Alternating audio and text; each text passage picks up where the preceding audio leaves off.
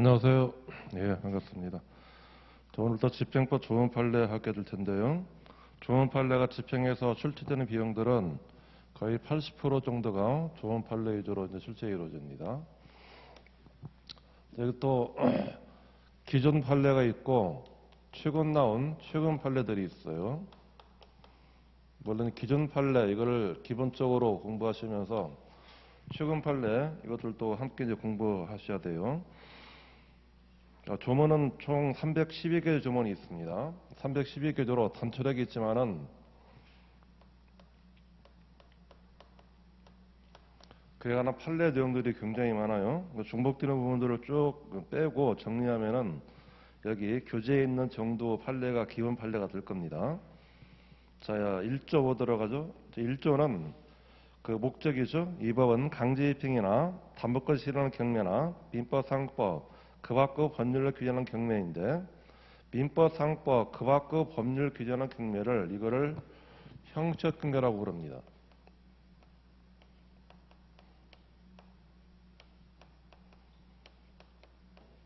그런 형식 경매들은 민법 상법 그 밖의 법률에서 여러 가지 있지만은 이런 것들이 주요 내용들이에요. 먼저 유식권자가 유식권 실행을 위해서 경매 신청할 수가 있습니다. 또 공유자는 공유물 분할을 위해서 경매할 수가 있어요.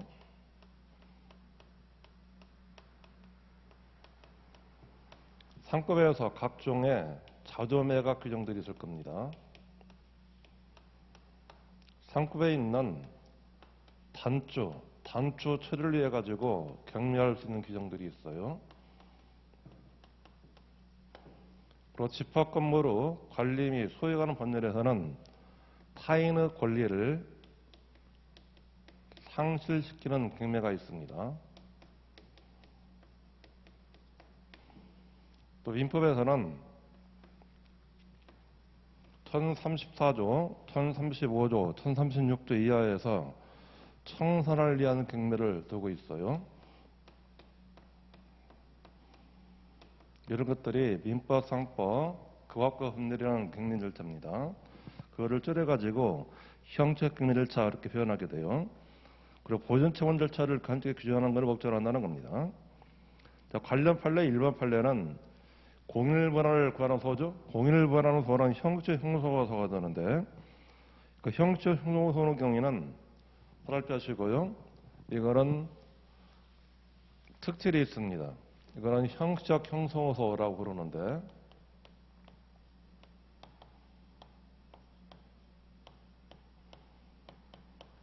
이 서가 갖는 특질은 가장 중요한 특질의 첫 번째가 처분권주의를 배제합니다.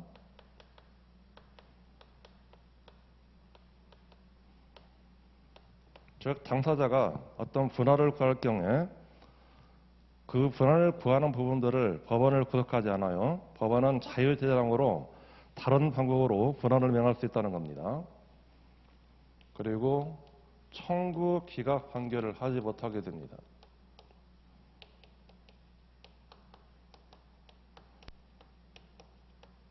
그래서 반드시 공유물을 갖다가 분할을 시켜줘야 돼요.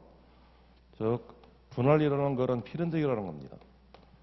다음 분할을 어떻게 할 것인지는 이거는 현물 분할을 원칙으로 하고 이게 안 되면은 그 다음에 금전 분할을 시켜주는 겁니다. 이 방법이 경매로 분할시키는 방법들이에요. 또 형적 형용소인데 중요한 특질 세 번째가 상소가 제기된 경우에는 여기에 불이익 변경 금지 원칙이 있는데 불이익 변경 금지 원칙 이게 적용되지 않습니다.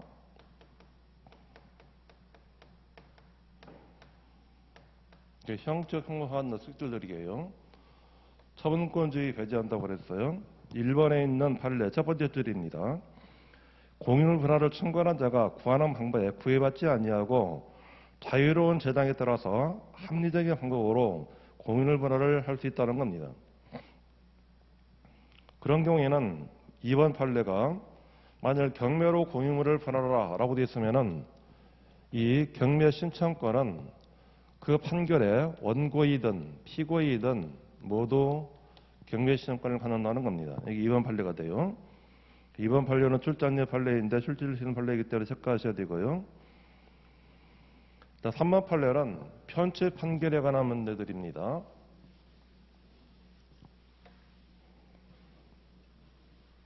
그럼 소송에서는 가장 기본적인 문제들인데요. 소송에서 판결의 편취라는 제도가 있어요.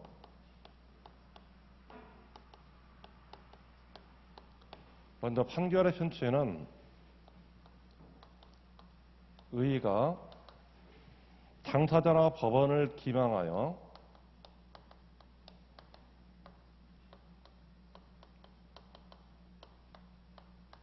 기망해서 부당한 내용의 판결을 얻는 겁니다.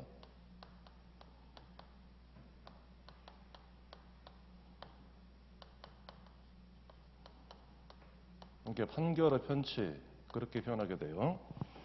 그럼 판결 편취 유형을 몇 가지로 줄일 수가 있는데 그 유형은 크게 4가지로 분류합니다. 이것도 꼭 암기하고 있어야 돼요. 먼저 성명모용하는 소송이 있습니다.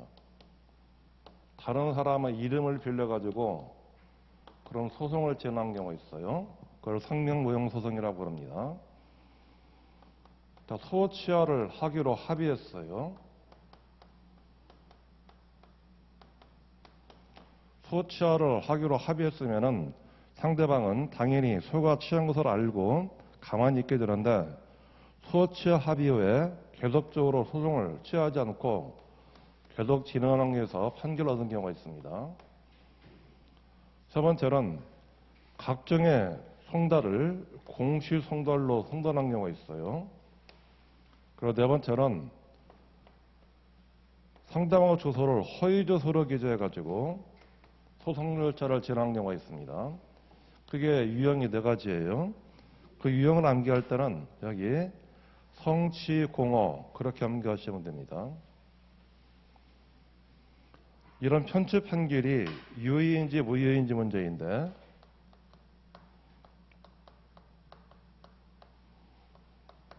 편취 판결을 하더라도 당형으로 보지 않습니다. 판결은 유효라는 겁니다. 그러면은 그렇게 당한 상대방의 구제책이 있어야 되는데 이게 중요한 거는 이제 상대방의 구제책 문제들이에요. 여기는 크게 3가지로 논의를 하게 됩니다. 첫 번째는 소송법상 구제책이 마련되어 있을 것이고 또는 실제포상 구제책이 뭐가 있는지 이거를 찾아봐야 되고 또는 집행법상 구제책이 있는가 이거를 찾는 겁니다. 소송법상 구제책에서 논의하는 것들은 크게 이제 3가지가 돼요. 추한 상소를 제기할 수 있는지 보호하고 그 판결이 확정되면은 재심의소를 제기할 수 있는 문제하고 그렇다면은 여전히 항소를 제기할 수 있는지 항소설이 있습니다.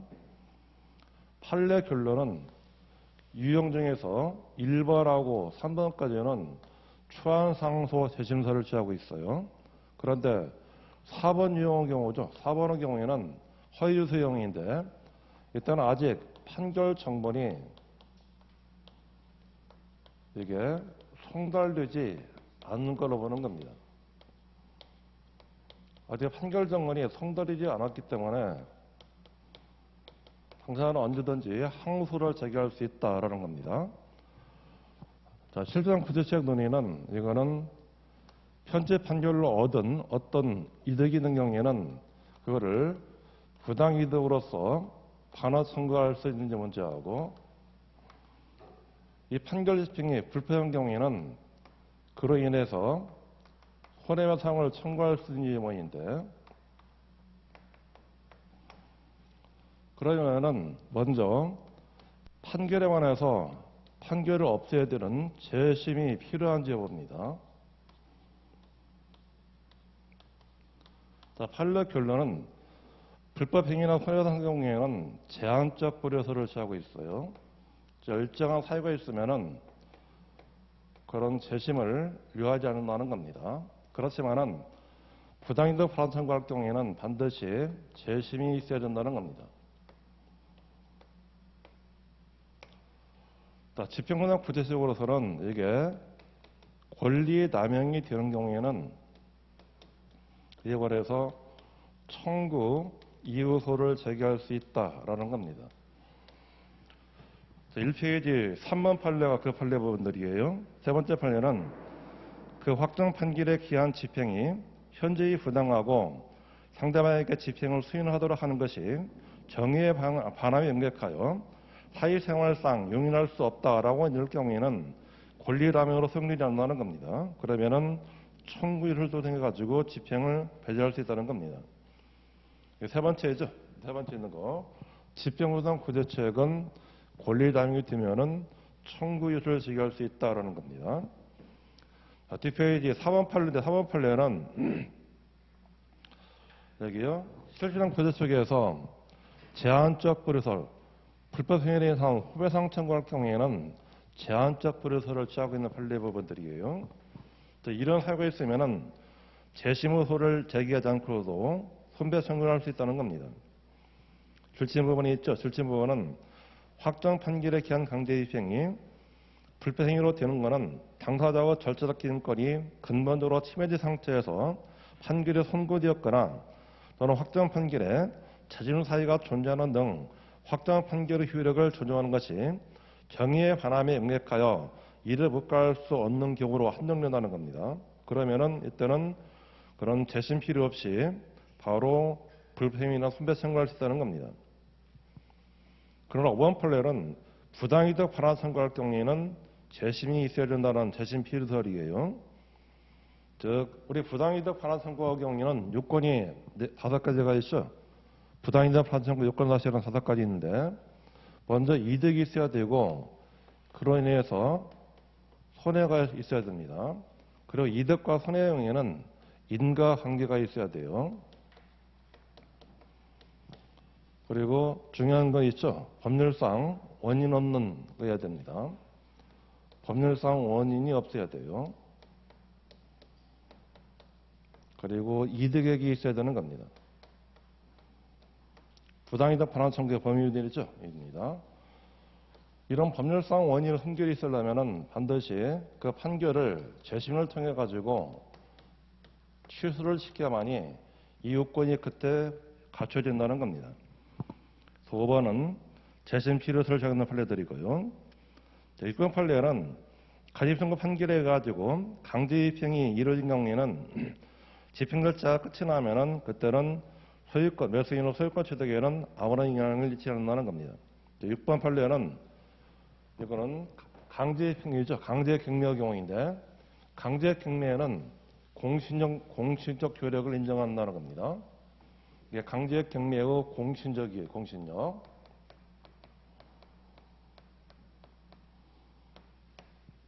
육군 판례도 출제 이루어졌고요. 자, 2조는 집행실자인데 집행실자는 집행관이 실시하는 것이 원칙으로 삼습니다.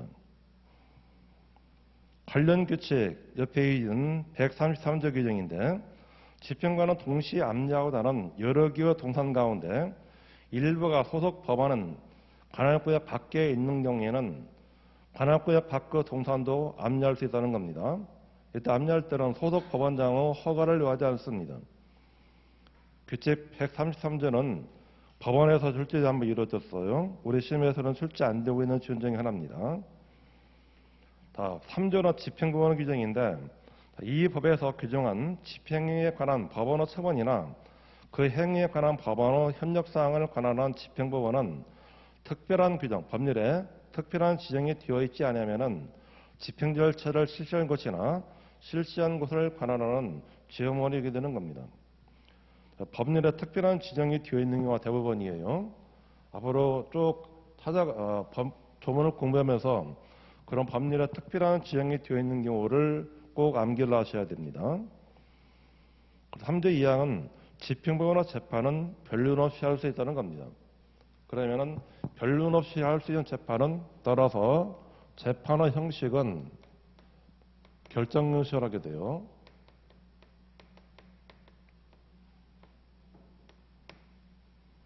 자, 2조 화살표 하시고 변론 없이 할 수 있다 화살표 하시고 따라서 재판의 형식은 결정명식으로 이루어지는 겁니다. 자, 2조 규정 신문 규정이죠. 집행부원은 집행처분을 하는데 필요한 때에는 이익은계인과 그것과 참고인을 신문할 수 있습니다. 이 2조와 관련된 부분들이 화살표 하시고요. 이거는 현황조사를 할 때도 마찬가지예요. 현황조사나 또는 매각 물건 명제서 그걸 작성할 때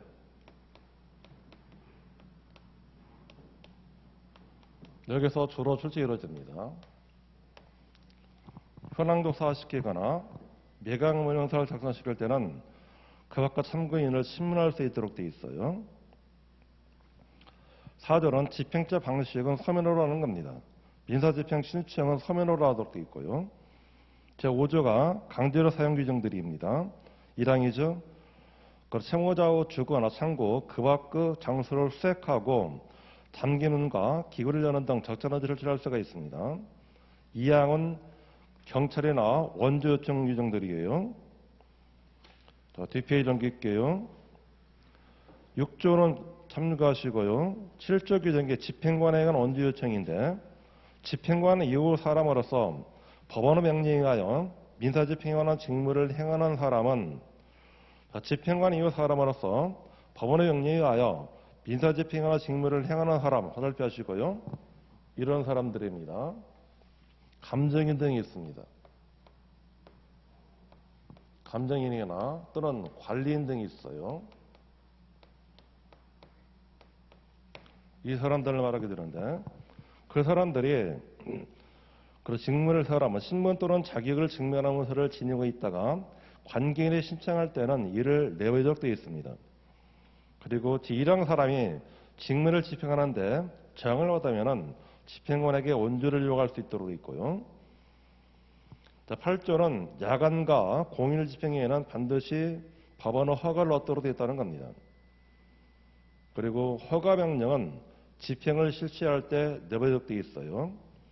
8조 1항에서 화살표 하시고 허가가 없는 집행, 허가 없는 그런 집행의 경우에는 채무자는 집행유예로 불구할 수가 있습니다.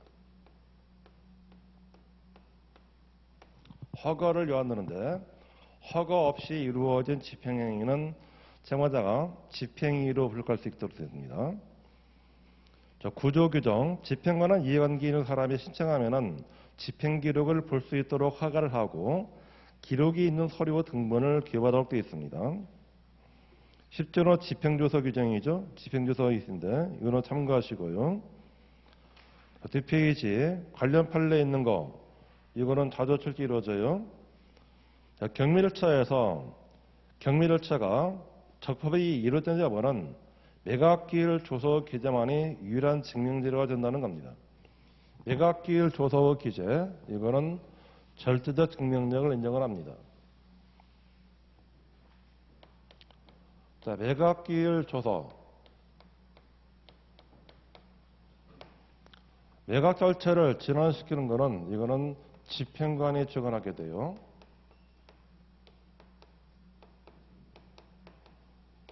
그리고 집행관이 매각기일 조서 이거를 작성하는 겁니다.